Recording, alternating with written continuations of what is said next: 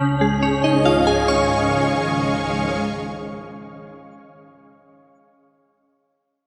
शहाबुद्दीन का जन्म बिहार के सारण जिले के शाहाबाद गांव में हुआ था।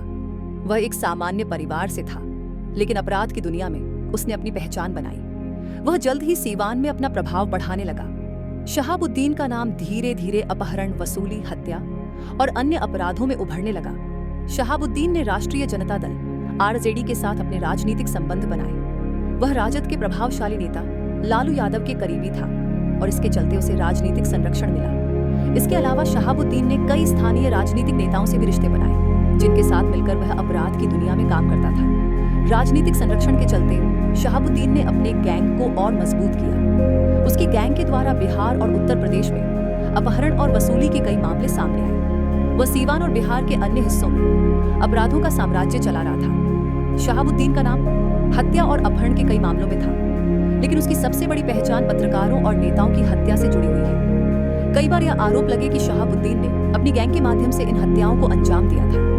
राजदेव रंजन, एक प्रमुख पत्रकार जो सीवान में रहते थे, कि 2016 में गोली मारकर हत्या कर दी गई। राजदेव रंजन शहाबुद्दीन के अपराधों को कवर करते थे और इस कारण उसे निशाना बनाया गया।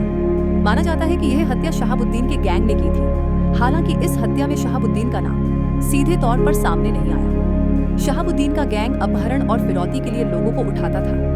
उसके गैंग ने कई व्यापारियों और नेताओं को भी निशाना बनाया था। शहाबुद्दीन का प्रभाव इतना बढ़ गया था कि लोग उससे डरे रहते थे और उसे बिहारी माफिया के रूप में जाना जाता था। 2005 में शहाबुद्दीन को हत्या, अपहरण और वसूली जैसे गंभीर अपराधों में गिरफ्तार किया गया था। उसकी गिरफ्तारी के बाद उसे कई वर्षों तक सीवान जेल में रखा गया। जेल में रहते हुए भी वह अपने गैंग के ऑपरेशन चला रहा था। शहाबुद्दीन का जेल में भी काफी प्रभाव था और उसकी गतिविधियां जारी थी। 2015 में शहाबुद्दीन को जेल से रिहा किया गया था और इस रिहाई के बाद बिहार में फिर से अपराध बढ़ने लगे थे। उसकी रिहाई ने एक बड़ा राजनीतिक विवाद खड़ा किया था।